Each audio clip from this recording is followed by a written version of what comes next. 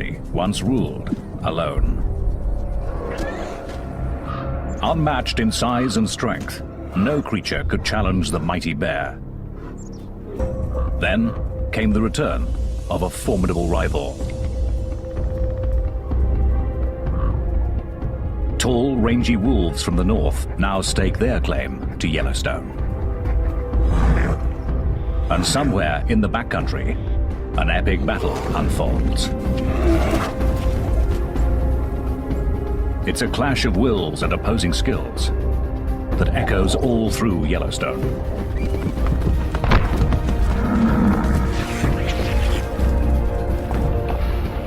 In the cauldron of this wilderness, the grizzly has the most to lose.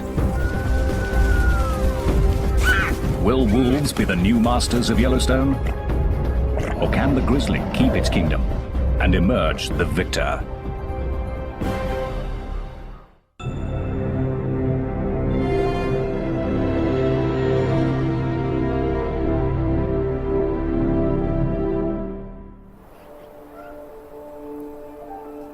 It's spring in the northwest corner of Wyoming. The year is about to begin for the grizzlies of Yellowstone.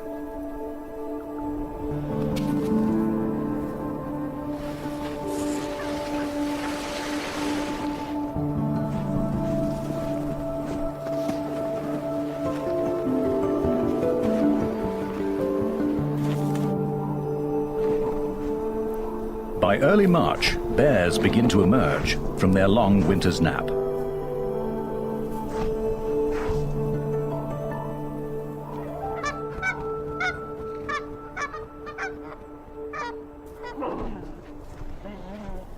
They may not have eaten a thing for 4 or 5 months, and with snow still deep, a female and 3 cubs search for a winter kill.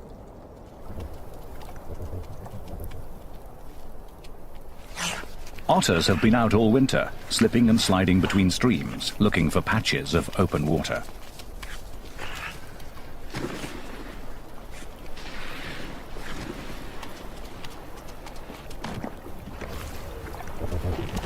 They're kept under close watch by a coyote. He's on a constant search for food. This is a world of predators, scavengers, and opportunists.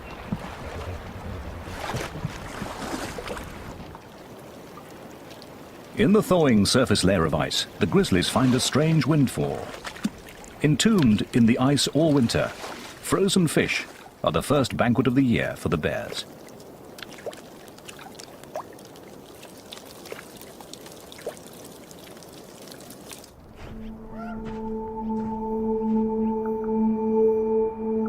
While the bears search for another easy meal, the wolves of the Hayden pack gather to feast on the rewards of their own hard work.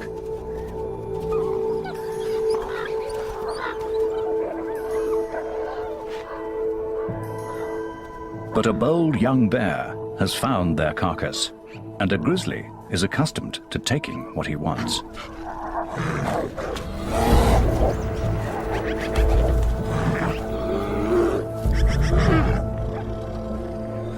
The Hayden wolves size up the situation. The pack is 9 wolves strong, and this is not the largest of bears.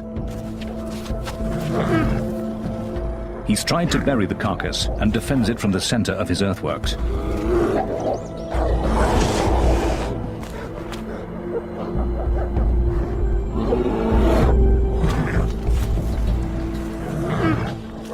It's his strength against their speed. But the wolves seem to think they can take him.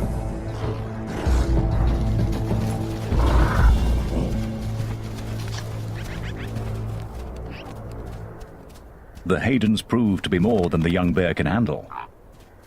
This time.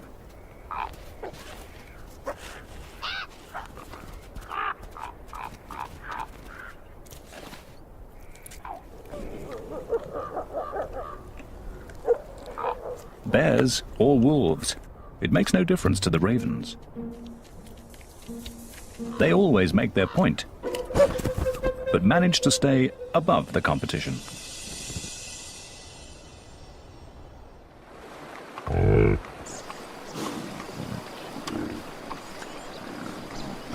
Bison will face both wolves and bears over the course of their lives. But the first challenge for newborn calves is just keeping up with their mothers. They're on their way to summer pastures, and for the calves, it's sink or swim.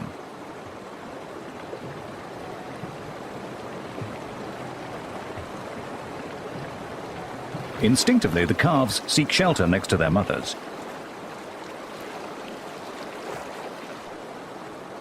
But the waters are cold and fast, too fast for the tiny calves.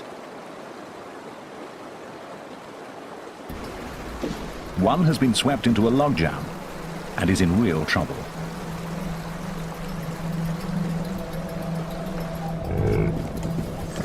His mother has suddenly realized what's happening.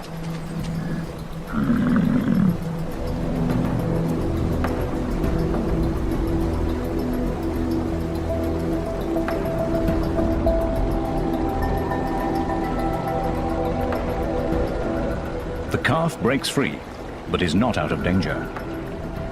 Calves often lose their mothers during river crossings, and without her, he can't survive.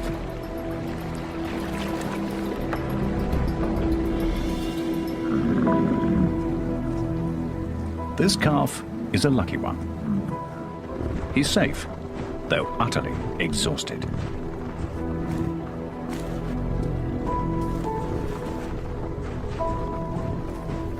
The Yellowstone River was just one of the first of many perils to come. A grizzly is following behind them, and for the bear, it's hunting season.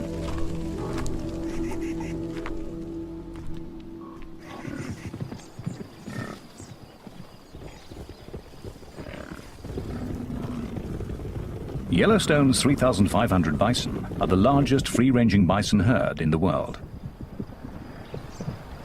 As they gather on the greening meadows of Hayden Valley, the old frontier looks very much alive. It's a scene one old grizzly has witnessed many times. This rugged veteran has roamed Yellowstone for almost 20 years, long before wolves were brought back to the park. He is bear number 211, known to bear watchers as Scarface. In his youth, he hunted bison in this great valley. Now, he leaves such high-risk work to a younger generation.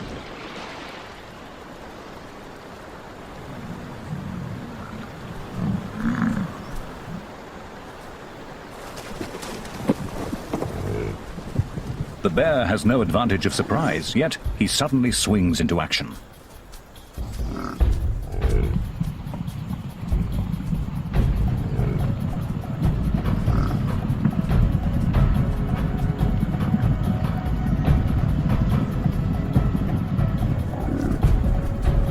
The chase is just youthful exuberance. There's not much hope of success.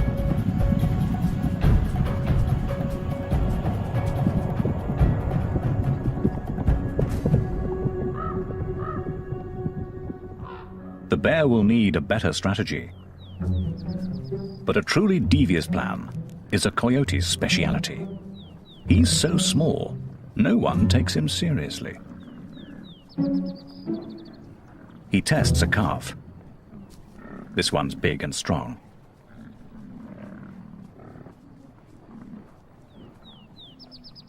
Then he finds a smaller one.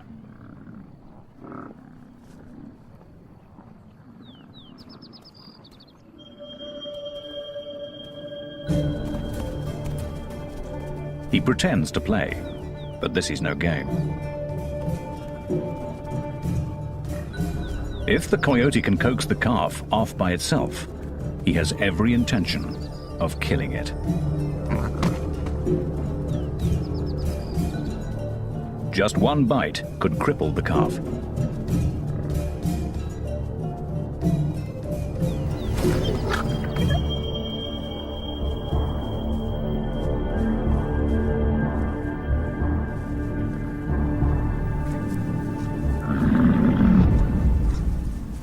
But some motherly backup puts an end to all that.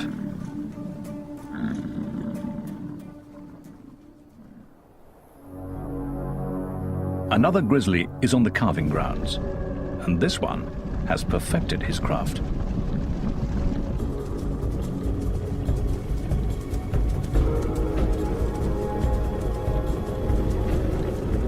The grizzly uses his top speed of 56 kilometers per hour to separate a calf from its mother. And though the bison weighs twice as much as the bear, she's young and undone by the grizzly's aggression.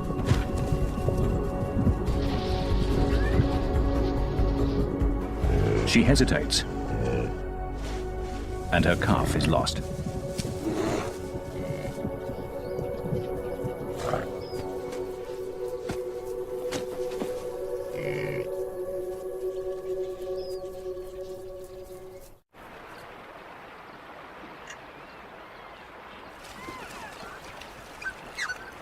For hunters and hunted alike, each encounter in Yellowstone presents a critical choice.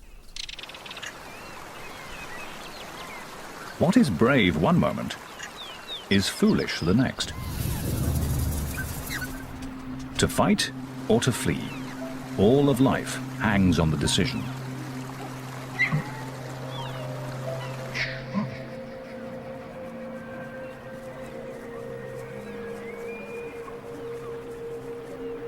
With two wolves out on the prowl, a mother elk weighs her options carefully.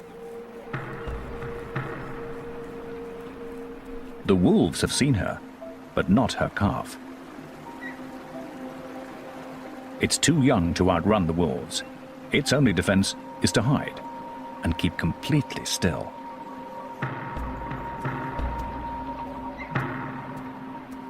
Its mother heads straight for the wolves.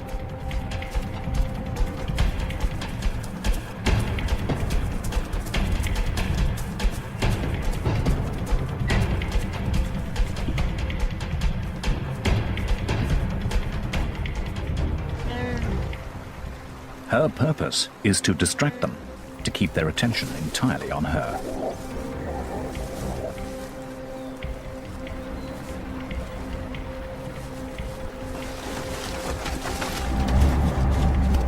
Again and again she charges, then invites them to chase her, using the river as a safe retreat.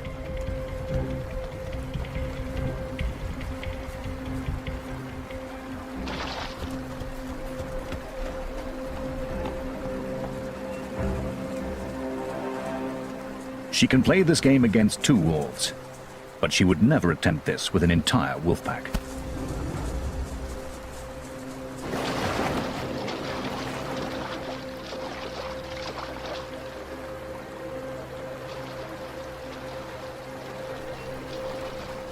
Frustrated, the wolves give up.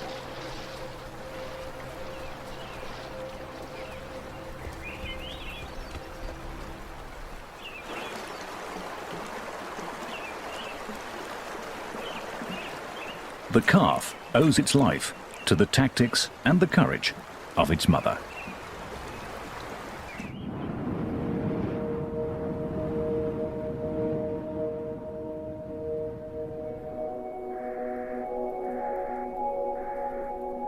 Motherhood, even for a grizzly bear, is a test of character. It's June, and a spring snow squall has kicked up, but the bear and her cub are confronting more than just the weather.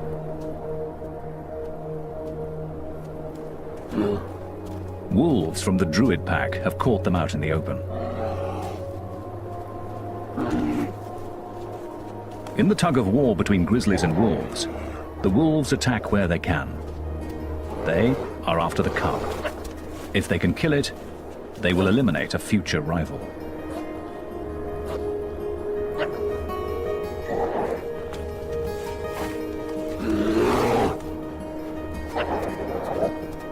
She's not a big bear, but she stands her ground. The wolves won't risk an injury.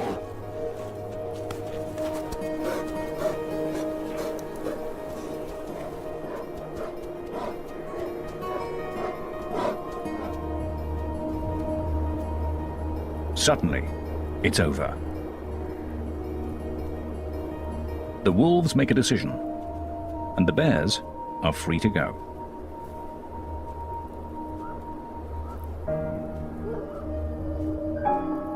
As the two dominant predators in Yellowstone, grizzlies and wolves make life hard for each other. The cub is vulnerable to the wolves now. If he survives to become a really big bear, the tables will turn.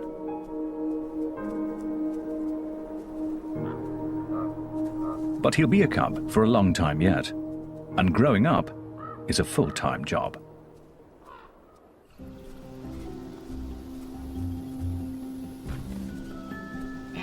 Things are even more interesting with a brother or sister.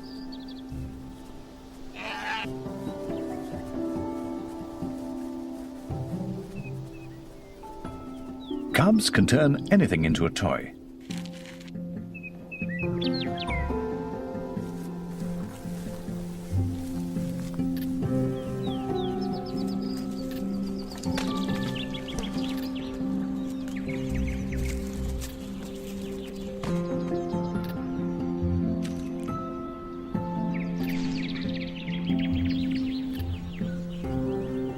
Every game lets them discover what they can do, and their mother is always there to supervise.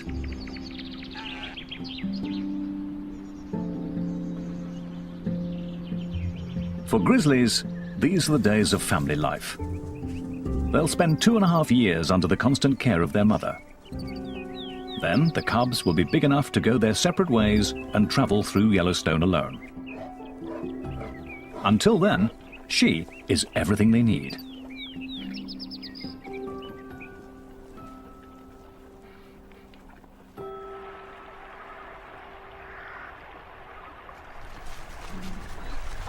A wolf's lifestyle couldn't be more different.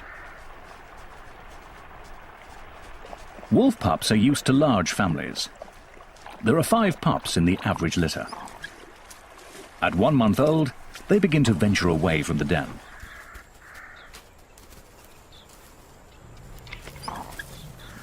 Their mother is the alpha female, the white wolf with the research collar. But they have other guardians too. Older brothers and sisters, aunts and uncles. A member of the family is always in attendance. This show was created for you and your family to watch together. Welcome to Nat Geo Wild. When the pups grow up, many will disperse to other packs, looking for a place to belong. Wolves will always be drawn to each other's company.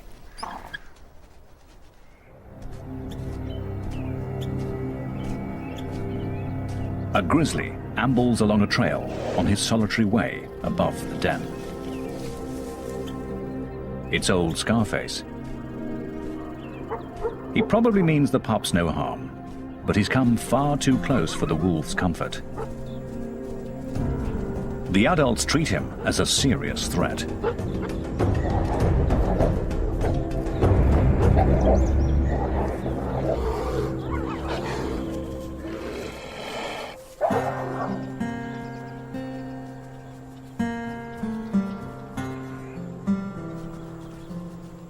It's the pups' first encounter with a bear, and their elders have shown them something valuable. Together, they can challenge a grizzly and defeat it. As for Scarface, he hasn't lived this long without knowing how to avoid real conflict.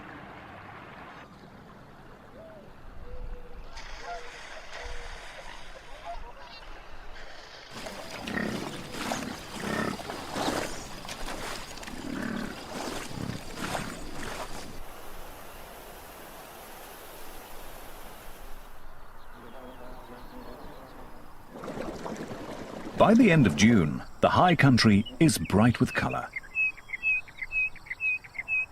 Summer residents are settling in. They're claiming territories, building homes, finding partners.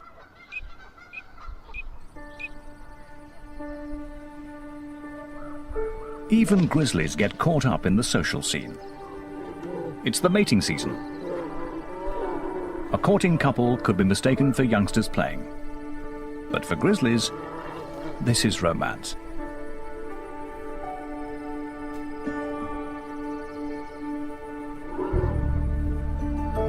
Once she has accepted him, They will wrestle and play and mate many times, staying together for 10 days or so.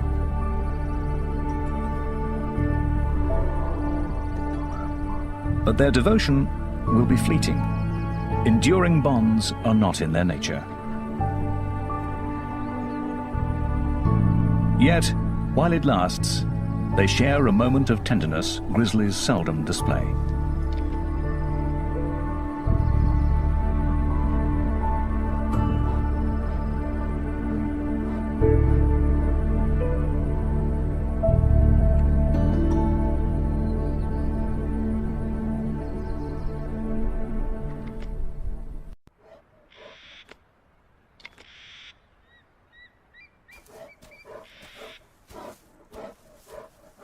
For the grizzlies, this year's battle for Yellowstone is coming to a close. It's beginning to snow. One by one, the bears retreat to their dens. Winter settles in.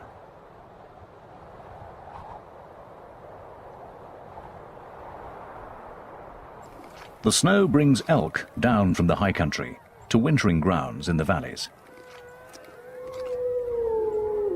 And wherever the elk go, the wolves follow. Winter is the season when wolves are riding high.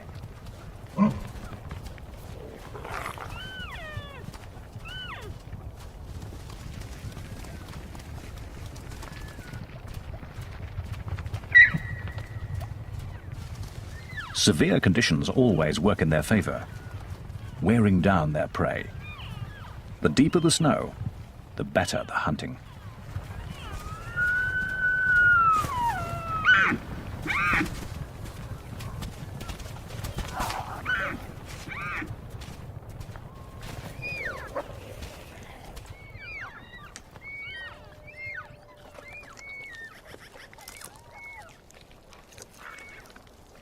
No bears will contest the carcass, but many other scavengers gather at the feast.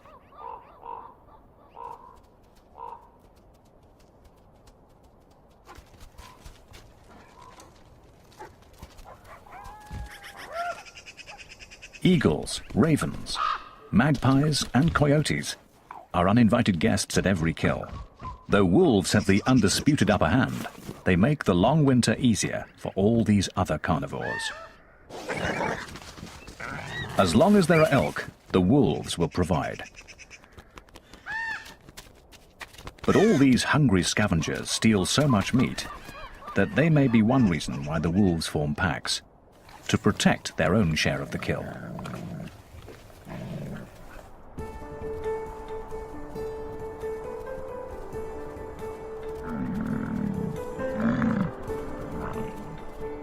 Come February, wolves go visiting, pack to pack. Now is their season for courting and mating. If a stranger comes calling, yearling females and pups come out to greet him.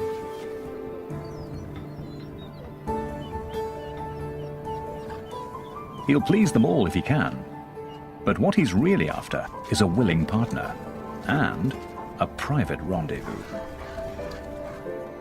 Yet even the most intimate moment often requires the pack's approval.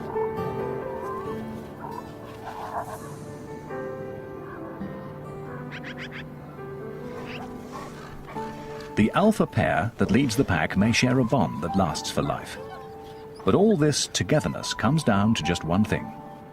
Wolves need each other.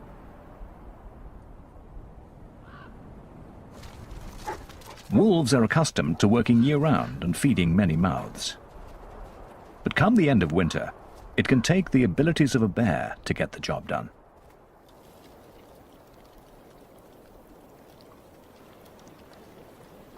As the ice begins to thaw, a frozen pond becomes treacherous. Solid one moment, soft the next.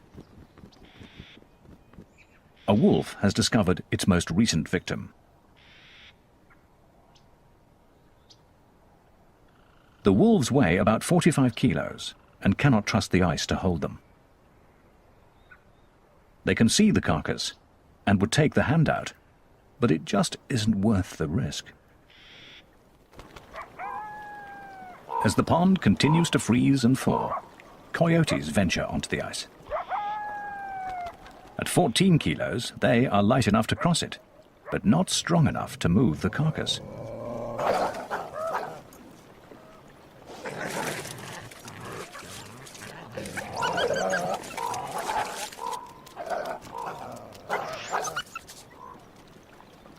If the ice melts much more, they won't be able to reach the carcass at all.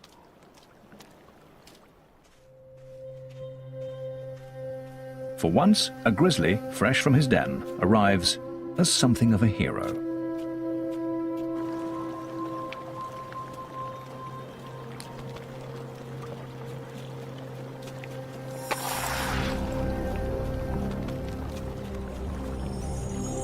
He's certain to fall through.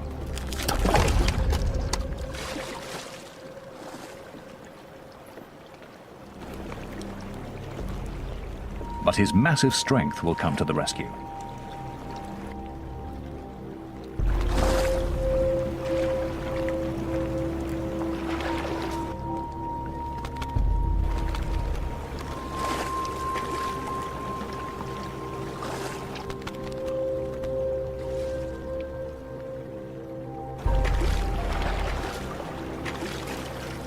It's only when his coat is soaking wet that you can see how thin he is and why this carcass is worth so much effort.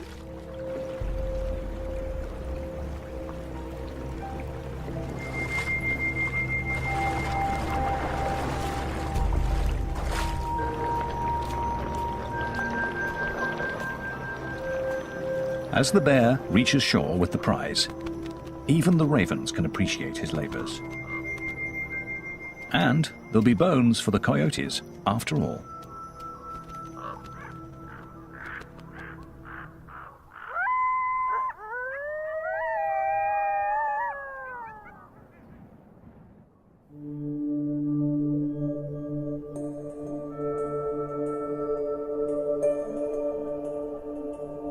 Dawn sends an eerie smoke through the remains of a forest fire. It's moisture vaporizing from the blackened trunks as they warm up in the sun.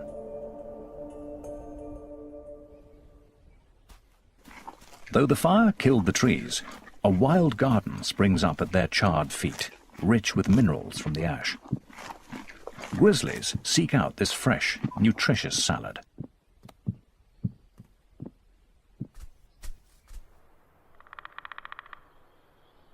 A great grey owl dozes at the edge of a burn. He's been up all night, hunting.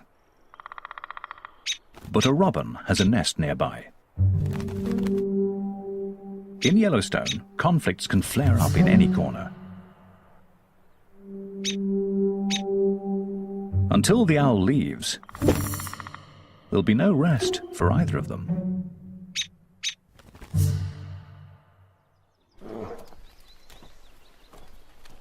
A grizzly has come to the recovering burn to feast on daisies, asters, fireweed, and cow parsnip, teaching her yearling cub that this is a good place to forage.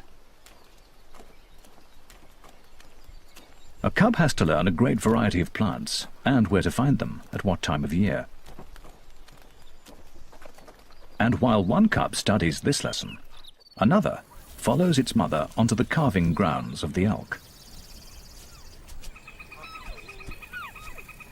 Grizzlies aren't full-time predators like the wolves, but they still take their toll of elk calves each spring.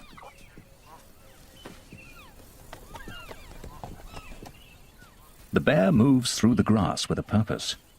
She relies on her nose, testing the air and searching the ground for the scent of elk. It's all her tiny cub can do to keep up.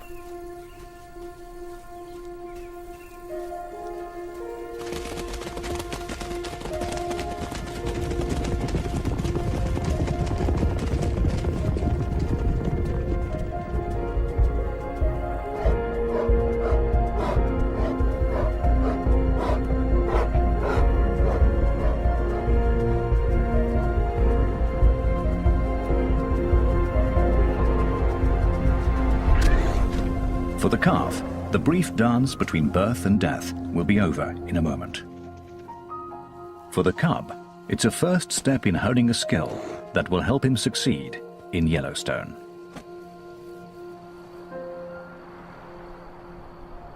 Yet bears have many ways to make a living.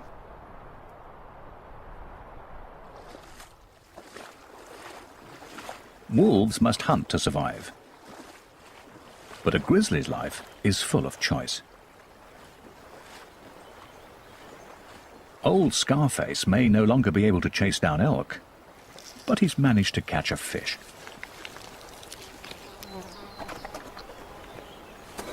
And as he wanders his range, there will be mushrooms and dandelions, ants and earthworms, biscuit root and berries to harvest.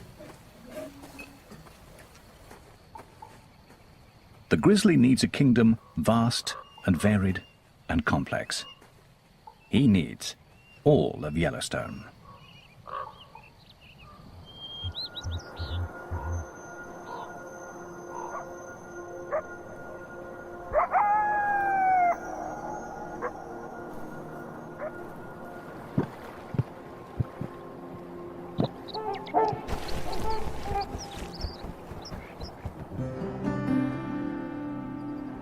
In this cauldron of competition and conflict, a grizzly sometimes gets to relax.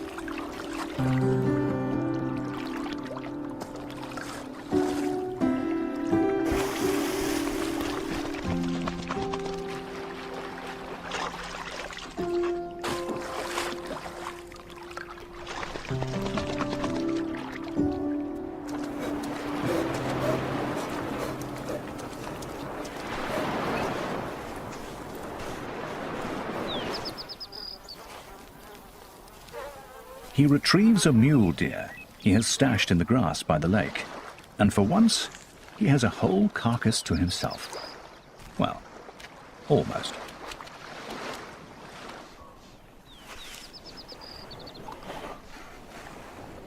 He takes his time over a delicate morsel. It's not often he gets to enjoy the little things in life.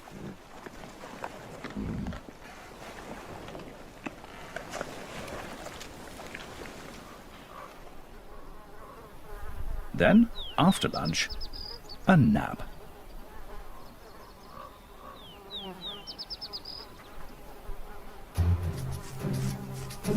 That is, until biting flies discover the grass-covered carrion he's using for a pillow.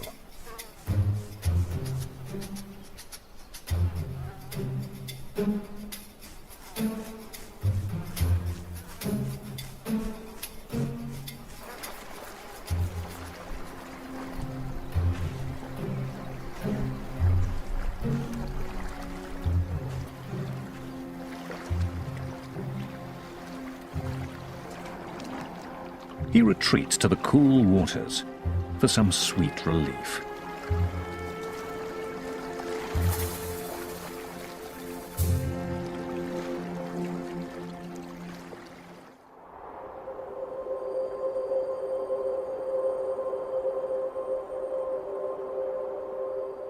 By the end of summer, all activity is focused on the coming winter. Grizzlies head up high for the most important harvest of the year.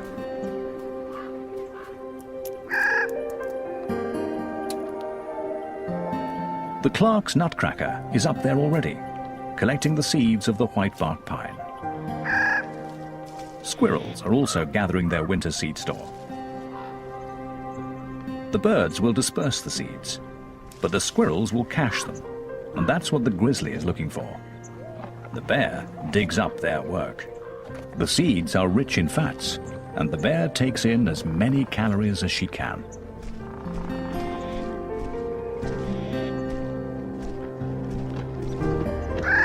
These seeds are crucial to grizzlies, but the cones don't fall to the ground. Grizzlies often rely on someone else to climb up and harvest them. Black bears can make it almost to the top.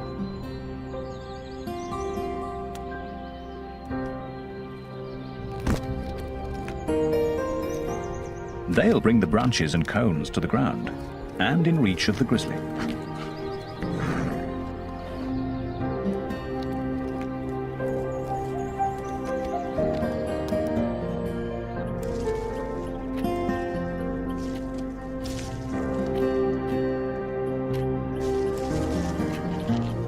The mighty bear may be dominant among these many creatures, but she's also dependent on all their efforts.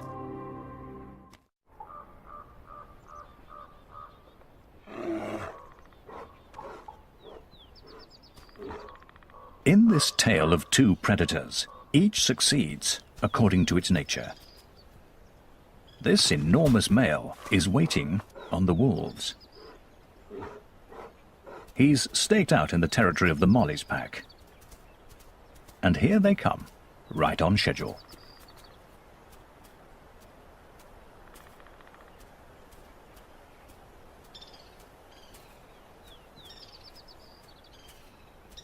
Instead of starting some kind of fight, the grizzly tags along with the pack.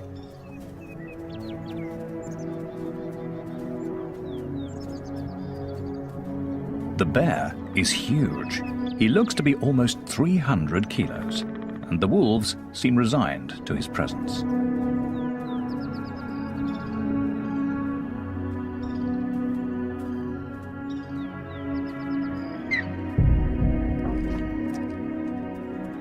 The wolves attend to their task. They're here to hunt.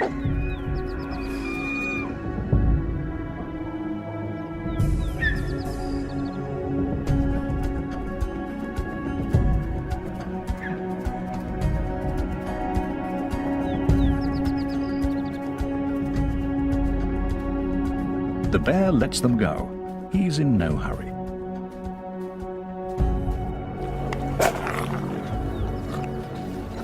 But as soon as the wolves have accomplished a kill, he's suddenly quick on the scene.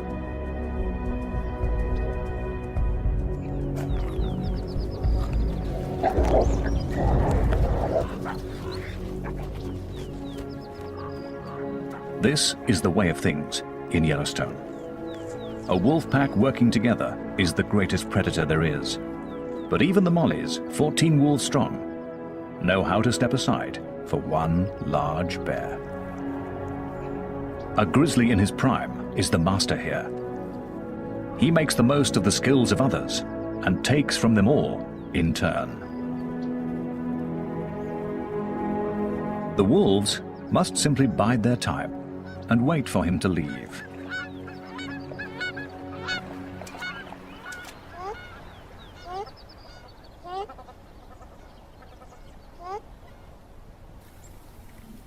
Old Scarface is past challenging a wolf pack. He's up in the whitebark pine forest, where it's already starting to snow.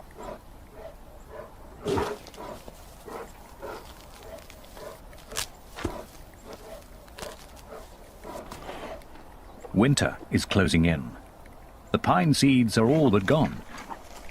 Soon, there'll be nothing left to eat. Slowly, limping now with age and effort, he makes the climb up the snowy slope.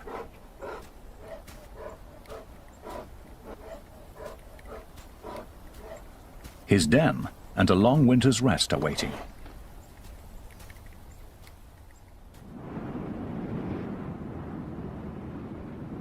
By the end of November, the grizzlies of Yellowstone have gone to bed. Once again, Yellowstone is wolf country.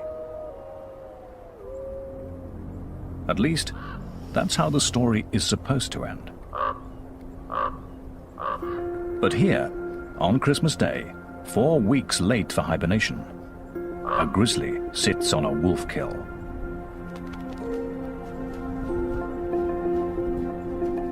Is this the start of something new? A grizzly, out in winter, breaking all the rules? The coyote grabs a bite and runs. This is not good news to him. Will the bear be waiting at every kill all winter?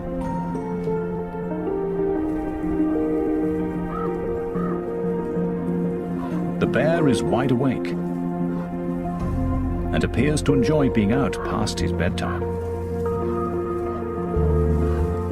After all,